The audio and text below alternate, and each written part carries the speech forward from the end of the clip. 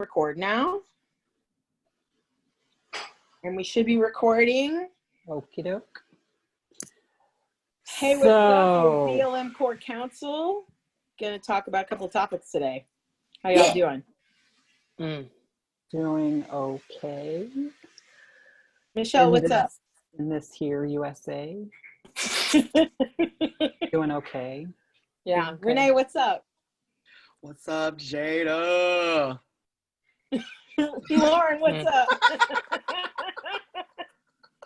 I mean, I'm opinionated as hell. That's what's up with me that's these news. days. That's news. That's not breaking news. Breaking news. That's news. Yeah. So we're just going to talk about a couple of topics today. And Michelle, you're going to kick us off. All right. So anybody who's been following the news the last week or so knows about this woman, Dr. Jessica Krug, who who outed herself last week as an imposter. She wrote this long apologetic. Some people have described it as a suicide note kind of post where she explained that she had been faking her Blackness for years. And not just Blackness, but Afro-Latina role persona that, she's a tenured professor at George Washington University. She's been kind of, she has a book that was nominated for prizes. So she has this sort of academic credibility, but she's also, she was living this other kind of persona and life as an activist using a different name, with a whole other kind of, set of performative qualities, right? Her diction, the way she moved her body, the way she dressed, all of that.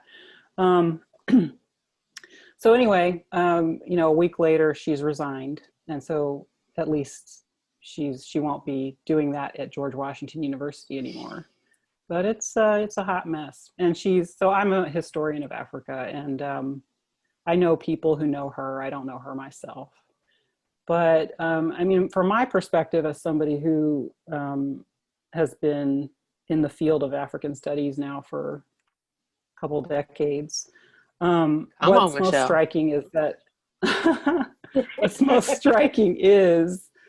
that it really kind of speaks to the domination of white folks in that academic field, which is really absurd, and something that the main professional organization for Africanists in the country has been sort of making this more public and plain over the last few years. But for this story to then kind of break in this moment is in some ways like the most pointed kind of indictment of this field, and because it implicates people who it implicates people who have gatekeeping roles in the profession, and it implicates people who through no fault of their own were taken in by her and have put their good names out there in support of her through letter writing and such. And it's just, in some ways it's enraging, but it's also kind of like the quintessential example of how whiteness has operated in just this one academic field, right? Which is just African history. So yeah, that's where I am on it. It's been a whirlwind, and it's been painful to watch my colleagues realize that they've been taken in by this woman, or that they gave her the benefit of the doubt, as Black people often do, right? And then it just all sort of it just all feels gross. Yeah. I just want to take this opportunity to agitate my sister Lauren. Because one of the things that this struck for me as a dark-skinned person is the colorist aspect, the colorism aspect, okay? This notion that we are valuing lighter skinned people, right? That we're pushing to the front, they're acceptable, is the very reason why homegirl, because first of all, ain't nobody, I looked at her, I was like, how? Yeah. You know? I know, Yeah. but I said that too, though. I said that too. I was like, How? Her phenotype, her nose, nothing was there. Whatever. I want to need to see somebody's relative. I'm gonna need to know where show your me a body picture is. of your Like, mama and your daddy on this one, okay? Yeah. and your grandparents. I Like, like some grandparent pics too. right. And when we're standing up to say, like, center Black women, you know, center us, listen to us. And then it's like, okay, well, we have this one who's perfectly palatable and acceptable to us. So we'll listen to her. Right, right. Black. So But Yes. Renee, it also hurts. It also hurts the two light-skinned Black folks who are in this conversation with you too, because no doubt. But I just, then I just wanted to incite Lauren. marginalizes us within our own community because now we're seen as your enemy, Yes. right? Because we're light-skinned, it pits us against you because we're somehow your enemy because of the fact that we're light-skinned, and it makes me go, bitch, like No, for real. me and my dark-skinned sisters are trying to work out our own problems, and you just made that 150% harder because all these white people are looking for this light face, and you fucked up our relationship. You're making it harder for my dark sisters to trust me. No, it's to 100%. believe that I'm there to uplift them. 100%. My first thought was, I don't want to hate Meghan Markle, but y'all keep giving me all these reasons. Like, why would you believe her? What about her? I don't, listen, I'm happy she made it. I'm happy she with Harry. But damn, this is why we don't take a moment and say, now, where is she from? Who is she with? What is she about? Right? I mean, seriously, like, what is she about? Right. Who are her people? We just want, who are her people? We need to be discerning and really clear that, like, her performance will hurt women, first of all. Just women. Because now you got another bitch out here lying. Thanks for that. Right. Now women are against women. Like, don't now forget you that pit part. women against women. Yeah. Women against women. And now you're pitting Black women against it. That is a specific kind of agitation. I am specifically agitated about that because it's not something she's allowed to do as a white person. She's not allowed to do that. Stick to your side. Right. White women have enough work. Y'all got plenty, okay? Plenty to do. I mean, what's super ironic about this, again, in the field that she's been working in, is that you don't even have to do that. Like, you can just be white and do African history. It's not a problem. Like, so this taking it to this extraordinarily absurd level of performance is just kind of, it raises all sorts of things, right? But I also wanted to just talk a little bit about her kind of, again, with the performance stuff, this kind of uber wokeness, like the, woker than thou, which one of the women who seems to have been involved in calling her out finally used that in a tweet storm last week. But so this woman was busy, like, actually making Black and brown folks feel like they're not Black enough.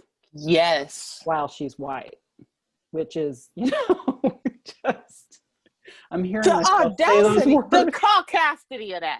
The caucasity now. Caucasity, You know that's the word for it. Seriously. Yeah. Thank you for reminding me. It's I mean,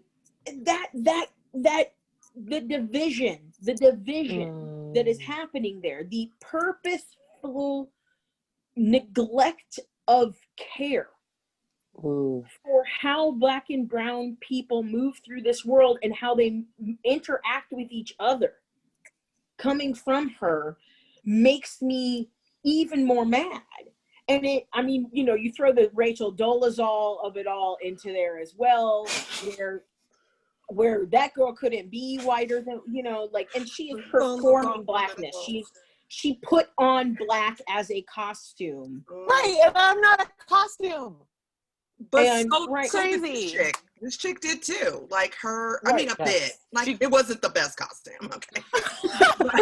Right. I mean, Rachel is doing better than her. Rachel.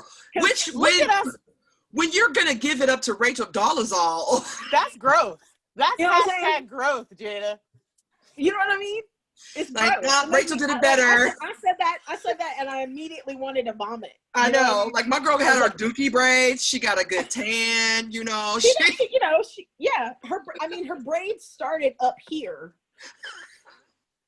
No edges. Right. No edges. No edges. Whatever. But at the very least, that's what she does now. By the way, I don't know if you guys know this, but Rachel Dolezal does hair in her home now because she can't get a job. So Black women come to her. I'm sorry.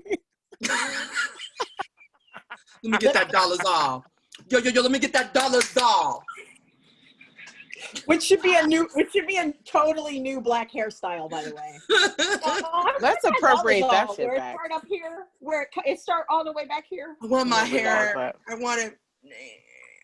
But but really, in that field, the fact that she wanted to put on Blackness, my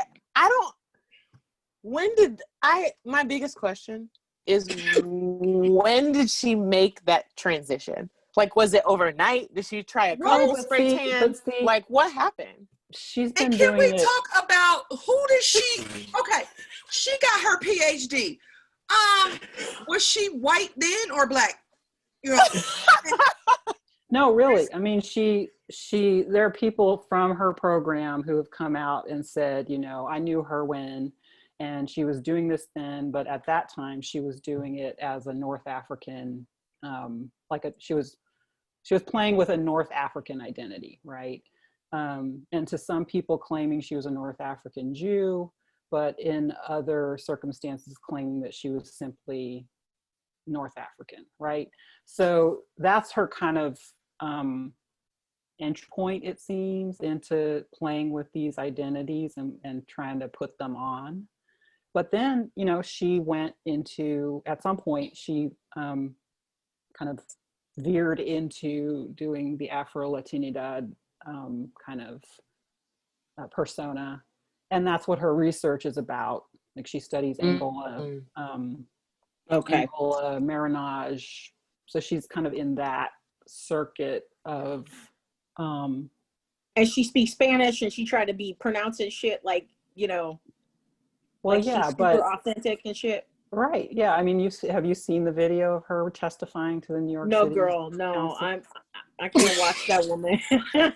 I was dying. Had to. Like, you're not gonna come here and tell us Black, and you're gonna take space from us. And I was like, fam, really? You said it out your mouth. Had to watch it. It was absolute clickbait. I could not say no. I was like, yes. I had to.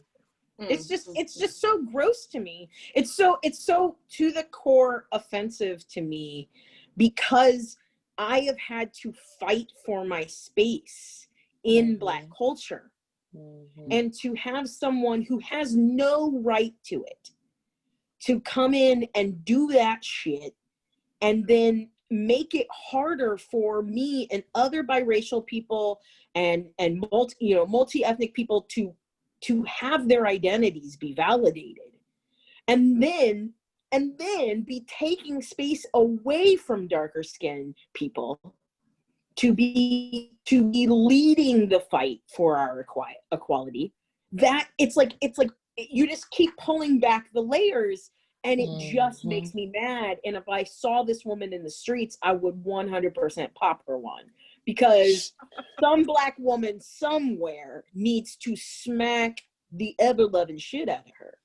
But And so can that I she get a can breakdown? feel all of Africa, just like, Oh my. you know, like just, Power of Africa. Just ancestors coming through and being Brilliant. like, nah. Do you know? And so that's why I haven't watched it, because it just it raises my blood pressure and I just can't. But it does So go back she to was more- Renee's point, you know, that like if anybody had asked a Black woman at any time, like how, you know, it comes through pretty clearly, right? Like how. Oh yeah, yeah. I know tons of Jewish women who look exactly like her. So it was a little bit like, how do you not know? Yeah. Because and it gets to the point of beauty, it gets to the point of passability, it gets to all those points of like, we'll believe anything as long as a Black woman's not saying it, right? Like we'll believe her, because if a Black woman said that she, even in the way that she's been exposed, putting Black women at risk, right?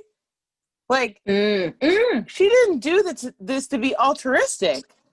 Someone had to risk their position so that this bitch knew that she was doing something wrong.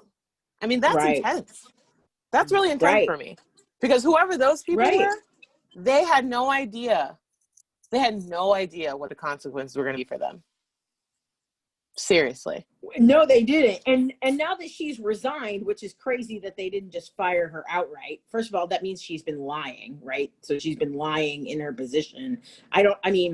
Sure, we can get into whether she's effective in her job or not, but I would say that anybody who lies about their identity, most likely in this particular way, in her field of study, is therefore not going to be effective in her job, right?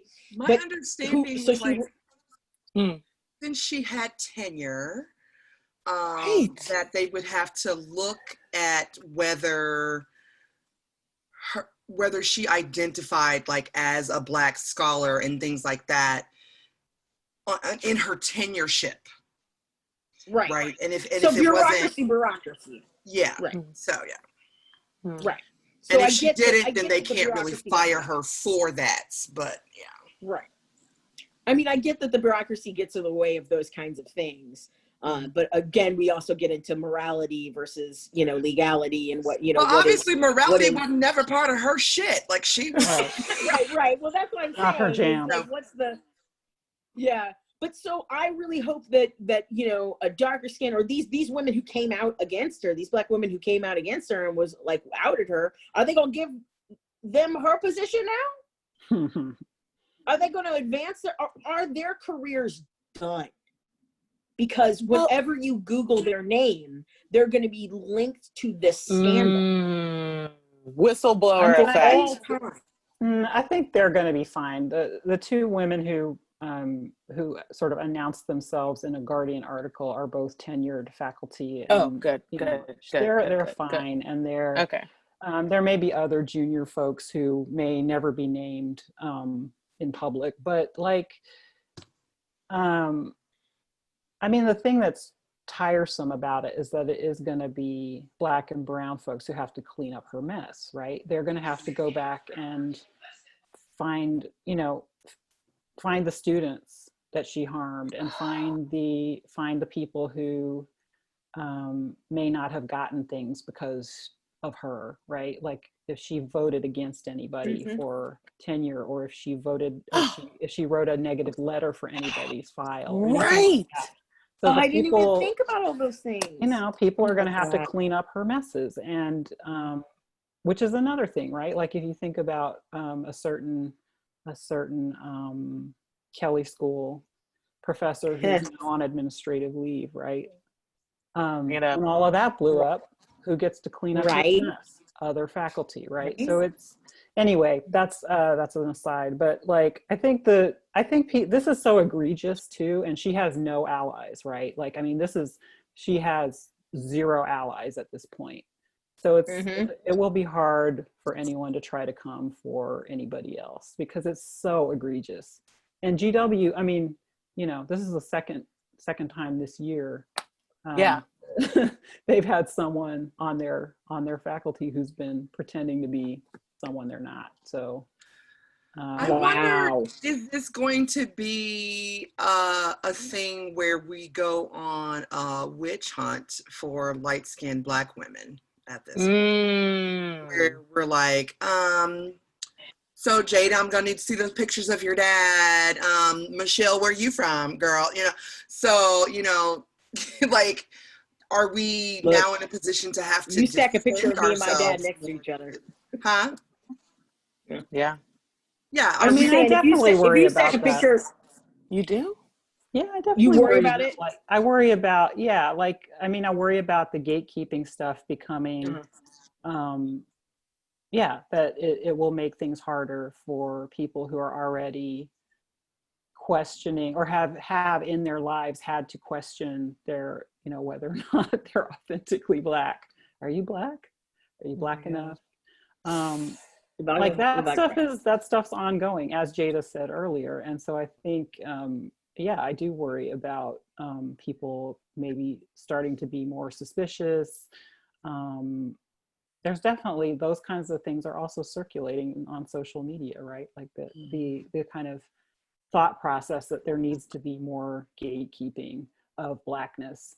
And, you know, that I get it. And I think I'm not totally opposed either, I suppose, but it also has, there are harmful outcomes that we should also be talking about, right? Because it's been hard enough to get people to see that Blackness can be many, many, many things. Yes. Yeah.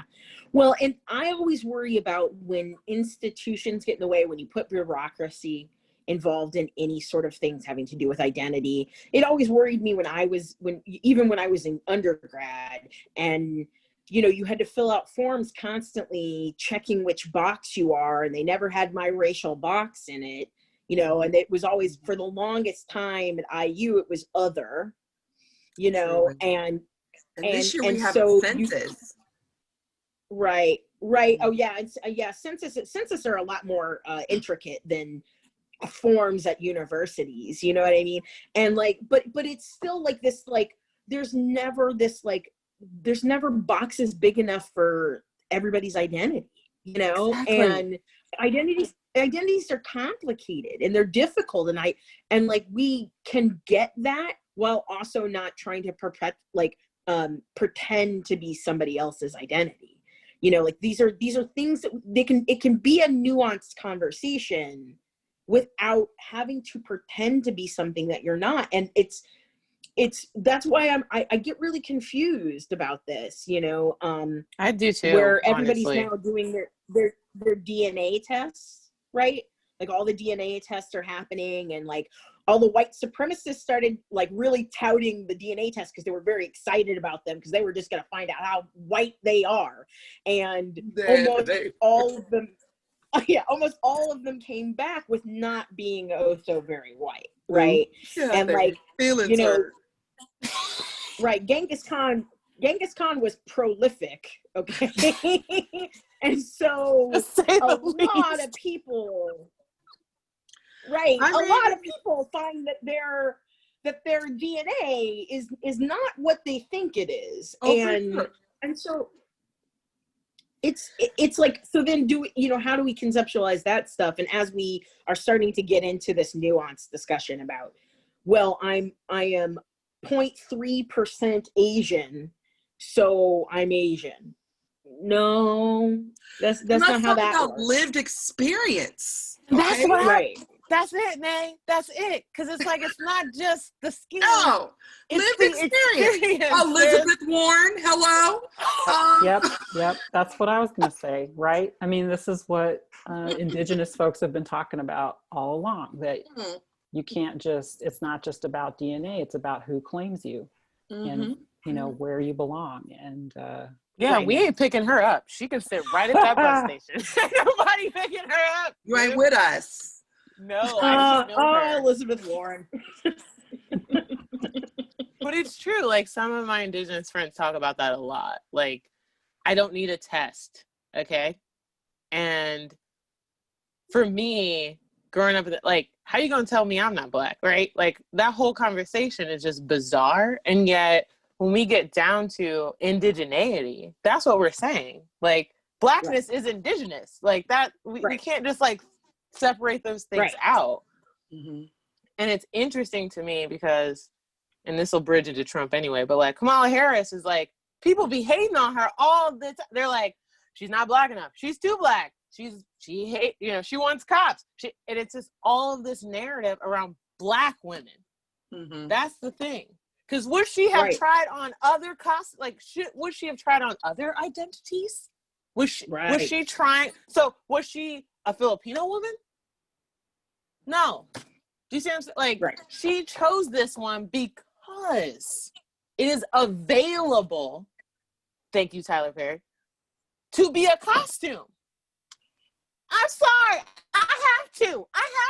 They started it. Listen, I'm not a costume. Facts. That's it right there.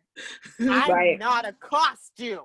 Yeah. I mean, we got to say that as it's getting closer to Halloween. That's for sure. Like, I mean, I see these people online singing Ashanti songs, talking about she came up with it. I mean, I'm not a costume. We are not something to be put on for the day, and then you go home and take it off. Yeah. Yes. Right. I'm not a convenience store pickup item for you to figure out if you're into or not. The commodification is what disgusts me. If you're going to be me, then yeah, okay, I've never had to put on sunscreen and that's wonderful, but could you go ahead and just be angry because you walked out your house with your face? And they're like, oh, she mad about something. Bitch, I'm just existing in the world and my face was just existing, but I'm mad because you see my dark skin and you're like, she must be mad, you know? So like, also take that, okay? Also take that when you're taking stuff. Thank you for saying that. that. She's not expensive rhythm, and you can also take my low paying job. How about that? Right. Tenured professor. You ain't got no kind of like if you want to put on my skin, you got to take on everything that comes with it. All of it. Yeah. Take it on. Take it to the hospital when you're in excruciating pain, and they're like, but you're Black though, so obviously it doesn't hurt as much. It's probably okay. So take that one. Take my infant mortality rate. Take my, take my fear that my children are going to literally be murdered at any moment. Take those things. Okay. And she's like, nah. It's real cute when you put some extensions in your hair. Okay, and you've got a little fake tan, but you are take it all. That's not you. Right. Yeah. Take being discounted every time you speak. Take being overlooked, stepped over, underpaid, over-sexualized, underappreciated, over-sexualized, 100%, Renee, over-sexualized. Take the abuse that Black women get from Black men. Take the abuse that Black women get from white men, from white women, from everybody. We be getting it. Like what? Take all of the abuse. Take all of that too. If you're gonna take my skin, take all of this. Take all of if you're gonna you got to take it all on, and you need to wear it more than a day. And that's what I'm saying. Like, her commitment to this identity tells you that she was not uncomfortable. She was not uncomfortable doing this. That she could go home and take it off. That's what I'm saying. Like, it's incredible how she never along the line thought, this is fucked up. I mean, seriously. Yeah. Like, she had a PhD. Oh, Lauren, you're breaking up a bit. Oh, my bad. I just think it's important we don't underestimate how she got into those spaces because she was determined to do so. Because she's not Blackness. That's right.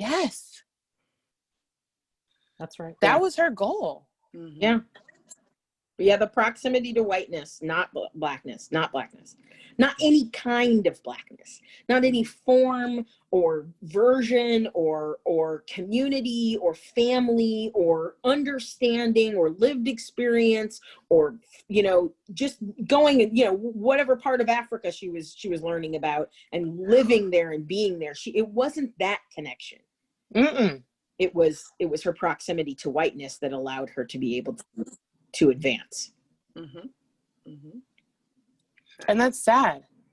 Just like Michelle said, Yeah. that's sad. That's an indication of how easily the eye is trained away from blackness. Mm-hmm. How we have been trained to look at her and believe what she says. Mm. I mean, that's mind-boggling. There's nothing about her that would tell me she was black. I don't care what she sounds like. Nothing about her tells me that we have shared experience. Nothing. That's right. Nothing. Nothing. Are we ready to? And that's, you know, yeah. Yeah, the next topic is leads into this a little bit about how it's systemic. Mm-hmm. All the anti-blackness stuff is systemic.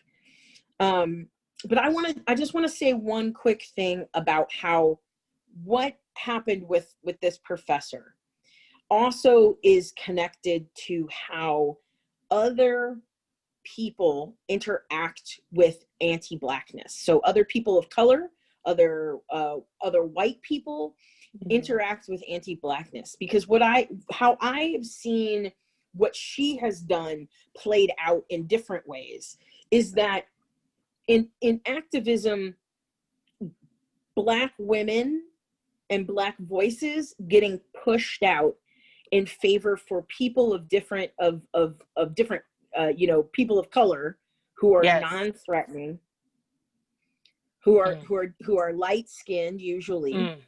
And if they're not light skinned, at the very least, they're not Black, right?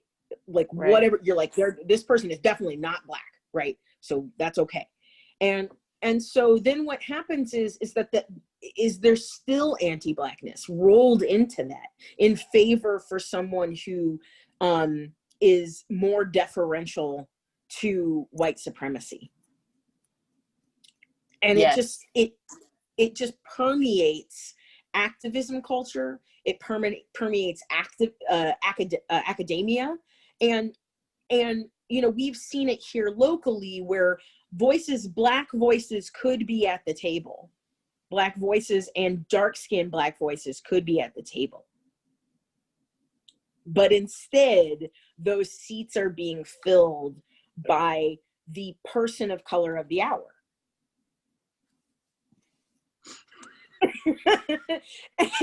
And it is very disheartening, because it feels, all of you are laughing, and because we being Black women right now, we already know what you're talking about, Jada. One of the things that I have always admired about you, Jada, always, is your ability to throw shade. Like, just throw the shade. Like, you don't even see the shade being thrown. You just know it just got darker in here. Like, It's so good. Literally, I almost started clapping, Jada. And I felt it in my shondo. And like, you just went for somebody and they don't even know if they came for. They're going to be like, oh, I've been got. But it's true. But please continue. But it's true. But it's true. It's true, though. Yeah. You ain't wrong. That's not all I'm going to say is It's you ain't true. wrong. You ain't wrong. Well, I mean, and so that the last point I want to tack onto that is just another little coda at the end of that which is say Black. Okay, I'm Black. You can have people of color. That's fine. If it benefits me, I will identify as a person of color. But Rashid right here is Black. Okay, so when people are like, blah, you know, I was in a training recently, and a Black. But a Black facilitator continuously said, you know, people of color and this and that. And I was just like, sis, you're Black, okay? I'm Black. Okay, so we have a nice little thing now where we say BIPOC, Black, Indigenous, people of color. We could get on board with that, but you gonna call me Black because I'm Black. And it's not a bad word. Right. It's not a bad word. See what I'm saying? I am, okay? And I identify it with more because it's like African American. Like, that's a whole continent, fam. Like, I'm African what? African Literally. What? Am I Ghanaian? Am I what? Togo, Benin, no. Cote d'Ivoire? And I'll tell you what, you go to Africa and they're not here calling you African. They're not. No, because they know. And also, I go back like 7 generations. You gonna tell me I'm not American? I'm Black. Say it again, girl. But it's true. It's so true though, because that word, like, I'm not a African American woman. No, I'm a Black woman because my mama was Black when she was in that school, and y'all wouldn't let her learn. She was Black. That's why you didn't want her in that school. That's why she was integrating, because she was Black, not because she was African American, bro. Thank you. That's not what she was doing. And I got shout out corrected. to the people who are our siblings who are, but they're gonna be like, I am this country in Africa and American. Okay, I am Nigerian American. Okay, You're right. American, yeah. Continent. Who says European American? Who says like you're not? No. Damn, Nay. Damn, that's that. Damn. No, they say I'm German American. Right. I'm Polish. Right. I'm They Polish got a American. country I'm for Irish you. American. They got a country for you, but y'all stole my country from me. So I don't know what country I came from. I came from this one, as far as I can tell. Right. And I'm Black. Right. Say it. It's not a shame. Capital B. Yeah. It's not a shame. And here's where we get the intersecting identities happening, right? So I, as a biracial person, I can be Black and multiracial. And because my experience of Black is uniquely Black American. There you go. But I know that I have other experiences that I am privileged to, that maybe Renee, or maybe Lauren, maybe Michelle, maybe y'all are not, maybe you're not privileged to. Right. Mm-hmm. Yeah. I mean, I did my little 23andMe. Okay. I came back, y'all, I came back 47% Nigerian. What? What? It was like, 47% Nigerian, and you're like 30% West Africa, which Nigeria is in West Africa. So I was like, I'm just real West African in this month. But can I say I'm Nigerian? Not a bit. I don't know nothing about Nigeria. I've never been. I don't know nobody there. That's not true. I do. But yeah, I'm saying it's not my lived experience to be walking around here saying that I'm a Nigerian American. It's not true. I can't go. Nobody from there is looking for me. They're not checking for me. That's a good point. Because I've been here the whole that's time. a good point. Right. And all the generations before me were here the whole time. So I'm a stolen person. My people were stolen and were brought here. We Black. That's what happened. That's what happened. And that's why people don't want to say Black. That's what happened. That's why I don't want to say Indigenous, because you don't want to say that awkward thing where y'all weren't actually here. Yes. Mm-hmm. You stole everything, and you stole it all. You stole it. That's what it's. You don't acknowledge that. Yes. We want to sidestep it. I'm not. And I'm watching this. I'm watching how beautiful and animated we are, and watching how, she didn't do that. She didn't do none of that. No. She's not that funny. Our passion comes from, where we're talking about, and I realize that this is where that like kernel of them being like, when we talk about our identity, when we talk about who we are, we talk about how mad that we're not being respected for our identity and who we are. That then people want to say we're mad, we're angry. Why are you so angry? And they don't want to acknowledge that anyone who has something stolen from them has the right to anger. Mm-hmm. And rage. And in this case, righteous anger. Mm-hmm. Rage. Mm-hmm. Yes.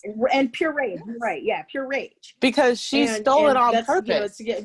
She didn't slip and fall into this identity, y'all. She's Like, allowed. I'm sorry. She made a specific choice.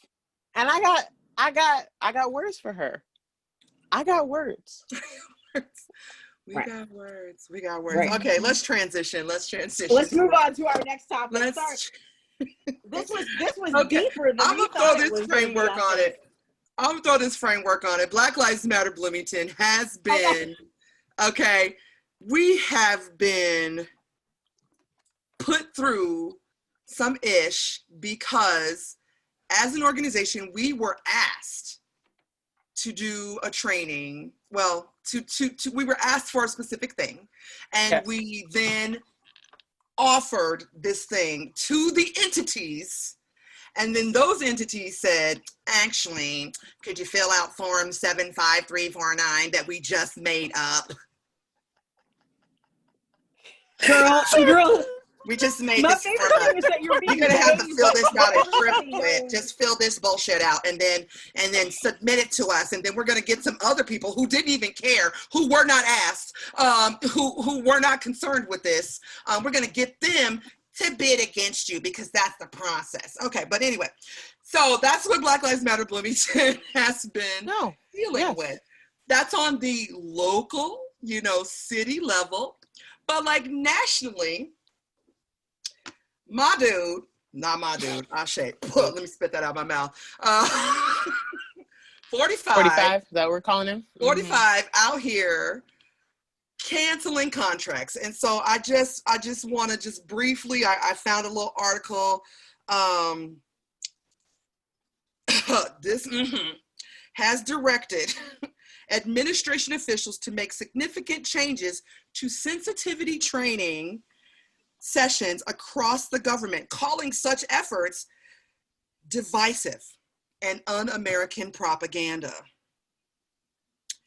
And they are to begin to identify all contracts or other agency spending related to any training on critical race theory, white privilege, or any other training or propaganda effort that teaches or suggests either one, that the United States is an inherently racist or evil country, or two, that any race or ethnicity is inherently racist or evil. That's a memo that Orange Man put out to say. You put the evil in though, right? Because I didn't say evil. He said evil, right? He said That's it. What he said. That's he what said evil. Said. Okay. He said evil. So, he said evil. I didn't. I said you were racist. He out here canceling these contracts. So the little bit of mess that people had to do, okay, because it wasn't but a little bit. I've sat in on a half a dozen trainings this pandemic, okay, where they were like, this is the training that we have to do to, keep our funding, essentially. And they were a mess of a training. Like, okay, I guess, you guys gotta feel better. You're gonna pat yourself on the back. But even that is not going to be required of the federal government. What's up with that? So when you open up Mein Kampf, Jesus. Hitler's tome, Mein Kampf, and you Out the flip gate. to page 347 of how to create a fascist state, this tactic is listed on that page. Okay, like this is just out of like the Nazi playbook. This is just the Nazi white supremacist playbook to deny that there's a problem, deny education on a problem, and call it un-American, call it evil to suggest, call it against God, use any justification you can possibly use to denounce the efforts to educate the populace. And that's what it's not just blatant, but it's historically blatant. Right. And you don't even have to go to Hitler or the Nazis, right? I mean, we have it in our own history, right? I mean, we have Woodrow Wilson refusing to employ Black people in the civil service, and we have you know, decades after decades of educational systems that refuse Black history or any other kind of multicultural education. We have colonized countries whose children were being educated in the tradition of the colonizers and not in their own traditions, right? So you don't have to, I mean, it's always useful to throw Hitler in there to grab attention, but I mean, we've got our own perfectly fine examples right here, and lots of them. So this is, I mean, you know, Trump, sorry, I just conjured him probably, 45. 45 takes it to hide everything orange in your house. He takes things to a different level of what we're used to because we're so invested, have been so invested in civility, right? And we don't say those things out loud. But I mean, when you get right down to it, you know, every time someone calls for a sensitivity training or a diversity training or that kind of thing, we all know what that means, right? I mean, we know that that is going to generate a particular kind of discussion, which has very little to do with changing anything structurally, right? So this is this definitely represents a new kind of pinnacle where funding is actually going to be withdrawn. But I also don't think that, you know, in the end, those kinds of trainings, as they usually function, are just like you said, Renee, people sitting there going, okay, this is what we have to do today to check off the thing. Like, and you know, so yeah, it's terrible. It's yet another terrible thing that's happened. But I also think that, you know, those trainings do a particular kind of work to make white people feel okay about how they exist in their workplaces, right? So. Yeah, I mean, I'm sad to say that some of the recent trainings I have really were an opportunity for white people to complain, to feel like, oh, this is the space where I get to point out how I don't like this, how, for example, I kind of volunteered sort of with the Black Panther Party. I was like, so sorry. Like, I'm in a breakout room like, is this where I absolve you or should we take communion? Like, seriously. And like, how many people... Are you sure you didn't mean you went to a Black Panther Party? Martin Luther King.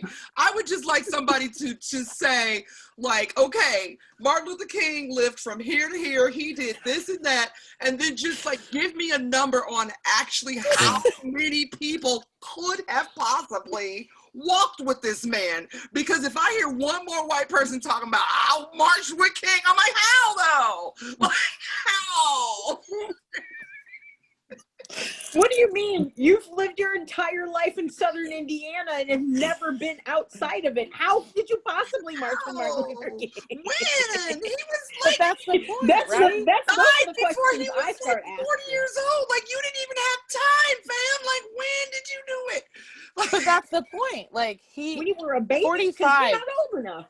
is a emotional terrorist. my mother's seeds walk. So he brings these things up. I mean, the financial part, of course, is horrible, but he's doing this specific thing because he knows it's going to incite an emotional response. And his terrorism is specific in its target.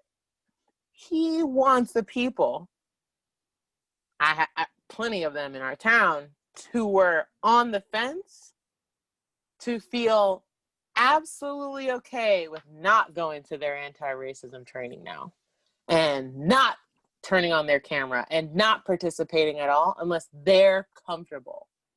And that's the opposite agenda, right? Like, our agenda is to make them as uncomfortable as possible so that they understand the shared collective suffering, right? And he's saying, no, nobody's suffering. Everything's fine. And in fact, what they're complaining about is propaganda. It's not based in fact.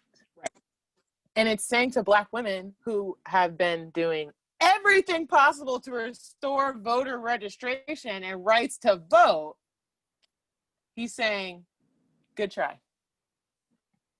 I'm going to keep these people as ignorant as I can. Well, I'm going to keep these people scared.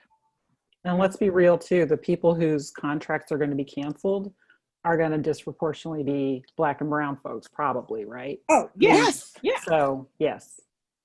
Right? I mean, those are the only jobs Black people can get. For a while at IU, after the pandemic closed down, they were the only jobs that they were still hiring for because of the hiring freeze. Okay, because they were like, shit, we need to get some Black folks in here now to teach us how not to be racist because George Floyd kind of brown. Murdered. Yeah, or kind of brown. Yeah, or yes, usually let's get someone who is brown and not Black and is, you know, a little less threatening than the Black people. And God forbid they be a part of any sort of actual movement. So, yeah, but you're right. It's going to disproportionately affect the Black people who have those are the jobs that you have, right? And then even when you don't have those jobs, even when you're not the diversity and inclusion specialist for your department, you still are. You still are. Even, you know, you're the de facto one if there isn't one at all. So, you know, it is insane to think that this is, I mean, he's pandering, right? This is a yet another nod to his white supremacist base, who they're saying, you know, he's saying, look, I believe this is all bull crap and I always have. And that's because you say it's bullcrap. I don't even know, at this point with Donald Trump, I don't even know what that guy actually believes because he's so busy pandering to what the white supremacists and his base believe. He'll just say whatever they want him to. Like he'll, you know, praise God on a Tuesday and say that everybody who believes in God is an idiot the next day if that would get him votes. Like it just really doesn't matter, like what's gonna bump him in the polls with those specific people who are gonna vote for him. And this is just another way of nodding to that. But because he's in the White House and he has the power, he's being able to enact these sorts of rules and laws and things like that. My guess is that it'll go to litigation, though. It'll go to litigation, and he'll get sued. And this will be like, is this a part of the Civil Rights Act, right? Like, is this violating the Civil Rights Act in some shape, way, or form? I don't know. I think 45 is a corporation. He's a exact, like when I was studying about Citizens United, I had nightmares about 45. Like I knew that was going to be a result of that decision. And this is corporations run amok. I mean, that's why he can flop every other minute, because he is representational of a cancerous democracy. I mean, it's quite disgusting how we've all sidestepped that part. For me, particularly as an undergrad in political science, when I was reading about that, I thought, this is what it's going to be. It's going to be, I wrote a paper saying there will be 24-hour news channels. All of politics will become Sports Center-like, right? Where it's constant propaganda, media, people are making millions of dollars to convince people, like Jada's saying, that they're right and everyone else is wrong. Because then corporations like 45 can send $50,000 to Ellen and we're all fine with it, right? It's a comfortability around propaganda that he's getting at. We all know that propaganda in America is wrong. There's no dream. There's no white picket fence. That shit ain't real. But the propaganda around it continues. It has not stopped. People are still trying to keep up with their neighbors.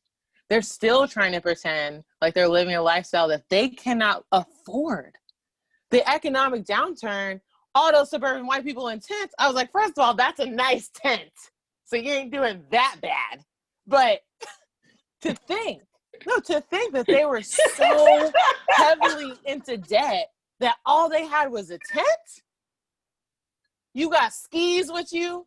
You got igloos. You got all this stuff, but you have no assets. You have no real actual value because you have so much debt. That's the American dream run amok. That's what corporations do. They sell you something that has no value, that is a depreciating asset, and is planned obsolescence.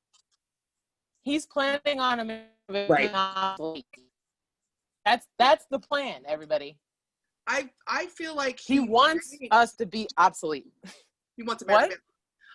The whole time for me, the first presidency, the first campaign was completely a backlash to my heart and joy. Like, you could talk about him if you want to, but Obama was my dude, okay? And so his last president. Yeah, the last president that we actually have had and possibly will have. And so that man was here, and America wanted us to know, wanted black people to know, and wanted the other white people to know that they are not down with this foolishness, that they do not want, oh, we're going to have a woman next? No, we just had a Negro. And that was too much, okay? Yes. So can we then find the most bass-ackwards, ignorant, racist POS that we can find to set up there? Because when you say that your president is the representation of your country, I'm going to go ahead and say that he is, okay? That he is out here. He is. Repping his set perfectly. All of the people who hate this melanin right here, because I am no longer, well, I'm fighting not to be any longer their money-making device, right? There it is. So if they can't imprison me, all right, in order to legally make money off of me, okay, and off of my children, then they would rather that I just be dead. Yes. Right? And they did that with the representation of this man. And this man is saying, I got your back. Because all of this little sensitivity and stuff to these people, they ought to be cleaning our houses, okay? They ought to be grateful we brought them here, okay? So we're not going to be, it's divisive to say, you know, you've got what else is all of these years of generational wealth off the backs of those people. Don't be telling me that. That's upsetting. Right. Well, what else does "Make America Great Again" mean? When was it ever make great? America what it was when we had slaves? You know, because it's a labor conversation. I'm not trying to get all statistical and stuff, but it is. It's about labor, right? That's what we're getting at. We're getting at the fact that there's not enough labor in America. Too many people feel like they can't do that kind of work. And he is saying, you don't have to do that. That's what Black people do. They cut your hair, they slice your pizza. They go to work risking their lives so you can get a beard trim. Right? So we can't ignore the fact that it is this has always been the plan. We escaped and they're trying to drag us back. By chains, by legislation, whatever. Driving people back into the shadows, into the corners of the American experience, into the backdrop, right? To the side stage. That is when America was great. Because labor was cheap. Profits were high. Right. I mean, we can't ignore that. Like, he's making an economic decision that slaves are how you keep money. He's not wrong. That's the worst part about it. Yeah, no, I mean, of course. America, there was no way for America to have become the quote unquote great experiment that it was without slaves, right? Like you could not have broken away from all of the other countries, or broken away from England in particular, to be able to become your own empire without having a class system enforced by enslaving people. Yes. There's no way for that to have happened. It's impossible. And if we look, we have a historian with us who I'm sure could tell us more about how that works in other places, but it's very clearly America could not have succeeded without Black slavery. It couldn't have. They all would have died if the natives would have been treating them the way we should have. They should have just murdered them all. Like, they didn't do that. Right. Like, well, but I think actually maybe they would have had they not brought advanced weaponry, right? So as they moved westward, they weren't winning. They weren't winning as they moved westward, because the terrain changed. And so it took conquering one area over and over and over again, and then bringing in slaves to hold the area, because slaves hold the land, right? If you're farming on a land and you have people living on the land, then you're holding the land, and it can't be taken back. It's very difficult to take it back at that point in time. And so you're totally right. You're not wrong. And I agree with you completely that this is an economic, strategic economic strike. I also still think that strategic economic strike is not necessarily his plan, but those who think smarter than him. Yes. Those who are like, this is how you conquer. Yes. I mean, literally, the reason why I brought up Mein Kampf earlier is that it tells you how to conquer. It's a manual for how to conquer. Doing it well. Yeah, well, and do it well. Yeah. And the people, the white supremacists that are around him, are being like, let's do this next. Let's consolidate power. Let's do, they're going through systematically and being like, what did Hitler do? He did this, this, this, and this. We can do this, this, this, and this. In these ways, by using the laws of this land, we can do things like, prevent the postal service from working the way that it should. I mean, literally, by simply just using the laws of the land, which is why I always go back to the concept that laws are not moral. They have no moral center. They have no ethics involved in them. They're not moral. They are just well, this is why you have to get rid of that we. That's why you have to get rid of what? That has critical. That's why you have to get rid of anything that has critical race theory, right? Because that's the stuff that undoes all of the assumptions that are made about a law and equality before the law and all of that, right? So you can't have that criticism. Right. Oh, 100%, Michelle. That's 100%. Because if laws are not inherently moral, they're just a contract that we've entered into, then the contract is actually, in the terms of contractarianism is invalid, because it's not applied equally. That contract does not work the same way for us as it does for white America. And so therefore it's not a contract I want to enter into, but I'm being forced to enter into it. So it's not a fair contract. America then does not work.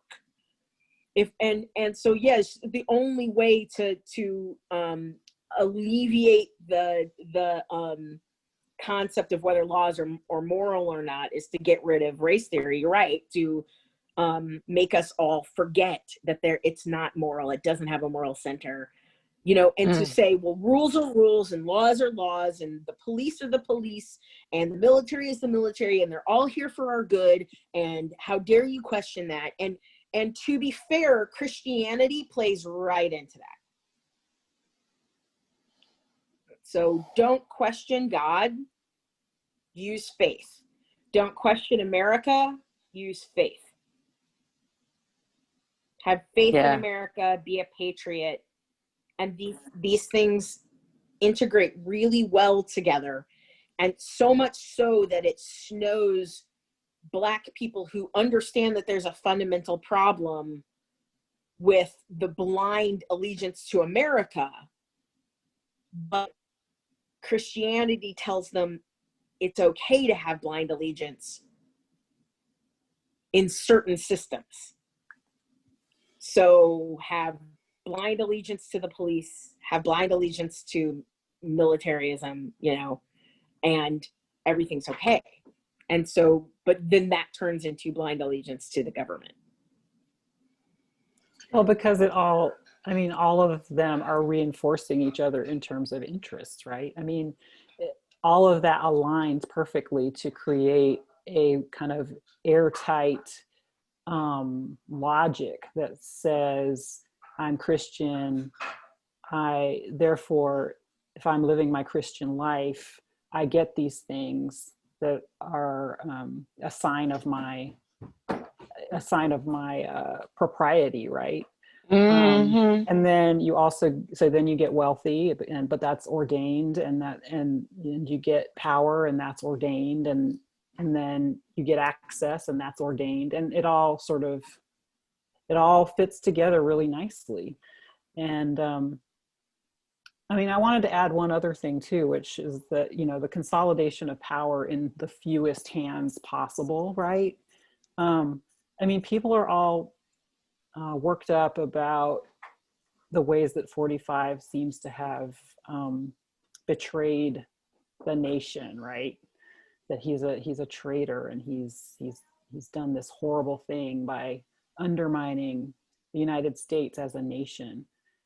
He's not interested in the nation. He's interested in the people who are like him, who are wealthy, and that's why. And he's an authoritarian. So the people that are interesting to him, like Putin or other Eastern European leaders, other dictators, they're people who are doing the same stuff. Bolsonaro, right? Like they're doing the same things. Like they're invested in the same processes, and they are ultimately some of the richest people in the world, right? Richest and most powerful people in the world. Oh, and whiteness, right? So I mean, I feel like those logics are really sort of all brought together in 45 in these particular ways that are super compelling to a lot of people. And then also, you know, his kind of emptiness, as you know, he doesn't seem to have any particular center. He's a mayo sandwich, or otherwise, right? I mean, he is a white bread mayo sandwich. Yep, he's just rich. Nothing. He's rich. Cucumber. And yeah, I mean, that's it. There's no there there.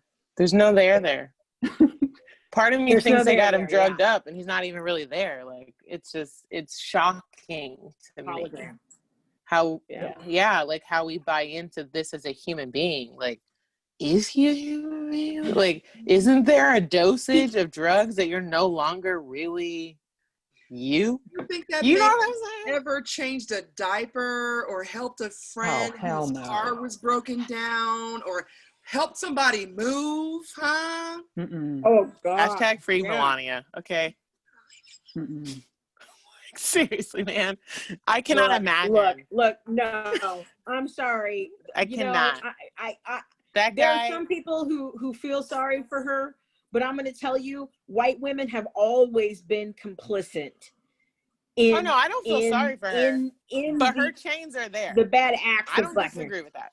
Yeah. Oh no, she has chains. But she's got chains. But she is complicit in her own chains. She adds to them daily.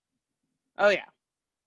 I mean, and while adding to her own chains, she's adding to ours too. And so I can't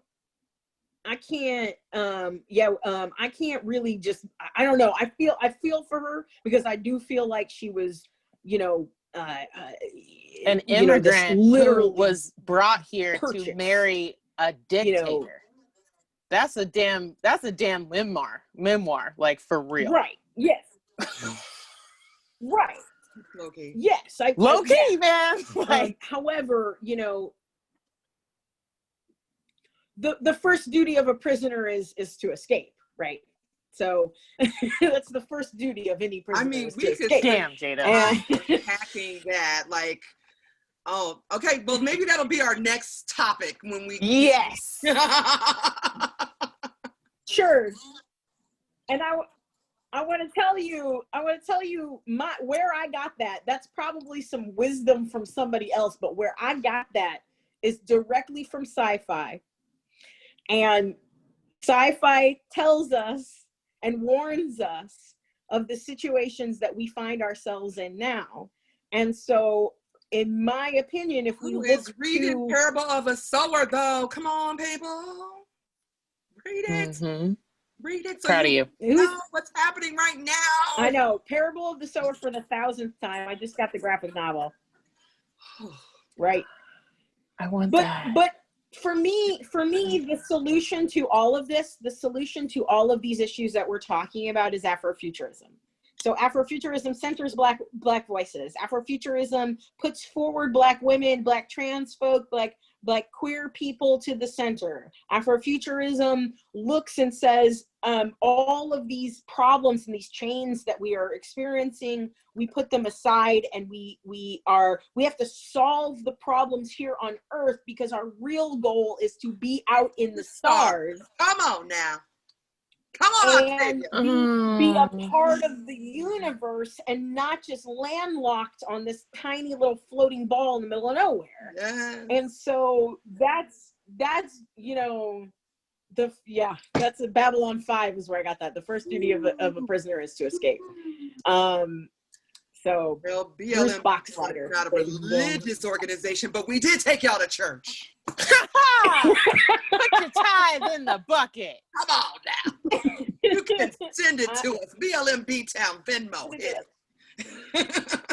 Venmo, BLM, that's right. BLM B-town. Do it monthly. So just to close everything up for all of our talks, Lauren earlier was mentioning our some of the work that we're doing in terms of talking to the city. Actually, maybe Renee, I don't remember. One of you was mentioning the work we're doing in the city. This is dark skin, though. No, it's just that we've been talking for an hour and a half, and I don't remember what's going on. I don't know who I am. You're beautiful. You're amazing. Yeah, whatever. You're gorgeous. You're fantastic. You're an inspiration. I love you all. Shut up. I cannot shut up. Anyways, BLM not about you, Jada. That's why this is the way all of our internal meetings are. So this is the way we are. Oh my God. BLM B-town has submitted proposals to both the county government and the city government, the county council, the county commissioners, the city council, and the mayor's office, and have completed. We jumped through their hoops that the city put forward to do anti-racist training, and they have yet to tell us yes or no. They have yet to agree to paying us to do any of this work. And to be honest, the process of even getting them this information has been a lot of emotional labor and labor. Literally writing, hours worth of information down twice because they required it in a different form than the form they were given.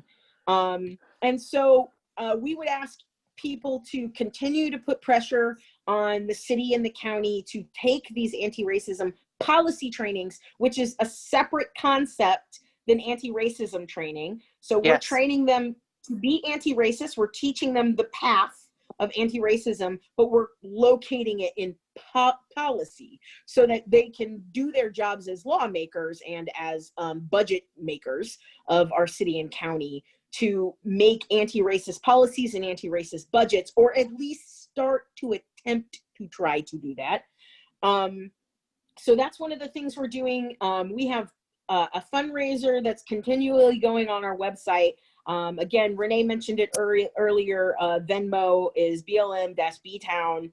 And we take all those donations, we put it into a couple of programs. The biggest program that we have going right now is with the People's Market, and we buy food from the People's Market, and we help support and sponsor this People's Market in order to take that food and give it to the Black community and give it to people who are in need.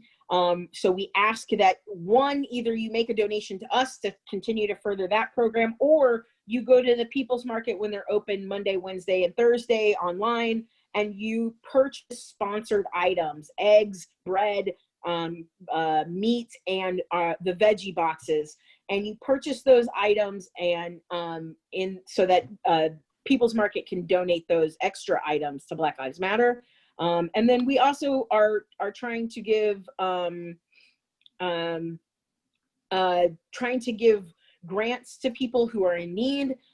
We have adopted the Crestmont community, and we are trying to help give items and goods to them. So in the coming months, you're going to see some programs where we're going to be asking for donated items to give to people who are in need, specifically those who are experiencing homelessness and Black women and children in the community. And yeah, so those are some of the things. The seat at the table is coming up soon. So register to vote, and a lesser of evil is still less evil. So that's all I'm going to say about that. Voting is harm reduction at best. So do it. Anything else from you lovely, beautiful women who have engaged in this conversation with me? I love you all so much. Love you too. Find a Black woman, listen and believe her. Yep, there's 4 of us here. You can believe all of us. Yeah. Yep. Period. Doing it. Renee, do you want to say Black one more time for us? Black, cause I'm Black, y'all, and I'm Black, y'all, cause I'm Black and Black, cause I'm Black, y'all. Oh my God. All right, I'm going to end there. Thank you all so much. Good I'm going night. to turn off the recording. I love you.